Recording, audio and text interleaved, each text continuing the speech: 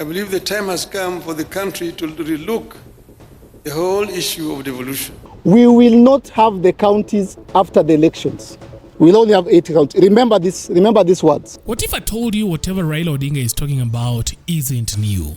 In fact, Eric Omondi saw it coming long before Kenya's political elite dared to admit it. Because we feel like, we don't feel like Kenya is overrepresented. A year ago, the comedian turned activist stood before cameras and declared he would push for a referendum to wipe out all 47 counties, scrap the women rep seat, and do away with nominated senators. He warned that by 2027, the county system as Kenyans know it would be gone, buried in the ballot box of a general election. We are going to reduce the number of counties from 47 to 8. We are going to abolish nominated members of parliament, kama MPs, nominated MCAs, nominated senators. We are going to abolish the Senate in its entirety. We are going to abolish the position of women rep. Because we feel like, we don't feel like Kenya is overrepresented. Kenya iko na mtu mmoja, akona president, akona deputy president, akona governor, akona deputy governor, akona MP, akona senator, akona women rep, akona MCA. That's one Kenyan. That is the county. Upande wa national, akona regional commissioner, akona county commissioner, akona assistant county commissioner, akona chief, akona sub chief, akona village elder. So a single Kenyan is represented by 16 people doing more or less the same thing. Yeah, so basically that's it. We're going to go around the country collecting signatures. All we need is 1 million signatures. That should take us less than 2 weeks. Then constitutionally, we will start the referendum. And we want to, hatutaki tutumie pesa mingi. Hatatumia pesa mingi. Tukienda elections 2027, hapo ukipigia rais, ukipigia governor, unapigia referendum. So we don't want to waste taxpayers' money. When you are doing the elections, that's when we are abolishing the 47 counties. We are going to have 8 governors, like the former provinces. No senators. We do not need senators. It is very unfortunate because I am a very big supporter and defender and campaigner and mobilizer for women. But we must all agree that the current women rep have not done anything to support or to uplift women. So we have to abolish it as well. So we are going to do that. It starts immediately. From the moment I walk out of here, we're going to start the campaign. We'll visit all the 47 counties. And we have the energy, we have the time. We will look for the resources. So this is it. And it's the Constitution is chapter 7, which talks about the representation of the people. If you look at, let's look at America. We borrowed our Constitution, the 2010 Constitution from America.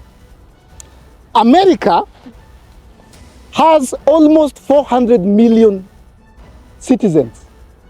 For almost 400 million citizens, and they have 50 governors. Kenya has 53 million citizens, and we have 47 governors. The intention, the idea was to devolve services, but we ended up devolving corruption.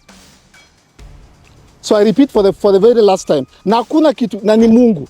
You know, sisi tuna operate na Mungu. It is not our strength, It is not a war. Sisi hakuna kitu, na mimi I can give my personal testimony. Hakuna kitu nishaisema kwa inchi na ikakosa kuwapen. I want you guys to be witnesses.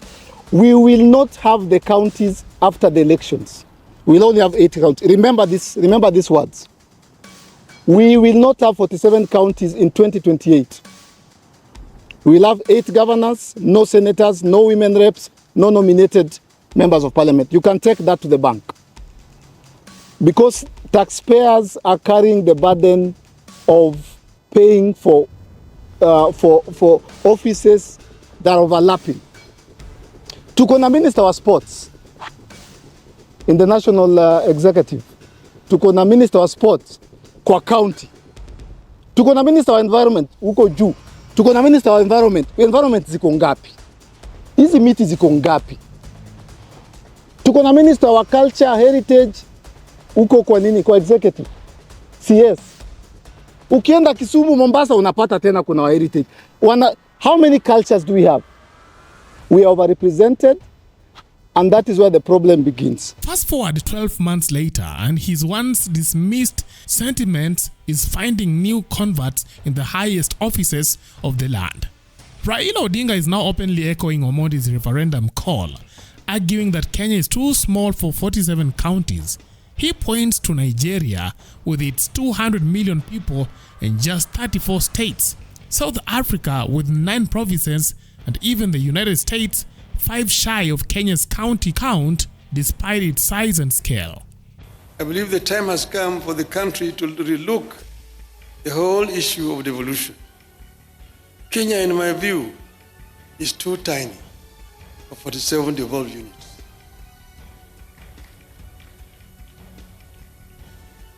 We are just 5 short of the United States, which is a continent. Nigeria, with over 200 million people, has got 34 plus Abuja. South Africa has got 9 provinces. I won't advocate for abolition of any county, but I believe we are ripe for a 3-tier system that has county, regional, and national governments. It doesn't end there. In President William Ruto's camp, allies have begun to rally behind constitutional amendments, saying the 2010 Charter has left challenges unresolved for more than 15 years. They want constitutional amendments packaged into one referendum question and presented to voters in 2027 during the general election, the very playbook Eric Omondi unveiled a year earlier. We have had a constitution for over kutoka 2010, almost 15 years. Basi tuanze kubadilisha basi constitution ya Kenya hii. Kama kuna mambo yenye ni mbaya, tuirekebishe sasa. Kwa sababu juzi tulikuwa tunaeleza kwamba wale ambao walitengeneza constitution kutoka kule 2003 walikuwa na maono. Lakini kwa saa hii, we have worked on this constitution for 15 years. I think then, if there are issues, tuanze kuleta proposals, tubadilisha hii constitution. 2027, let us bring in those questions, iweko katika referendum pamoja na election. Tupige elections na tubadilishe constitution pia tukiweka tick pale. So that kusiwe kwamba tunaendelea kutupa mawe katika legislature ama sisi ambao tuko katika bunge.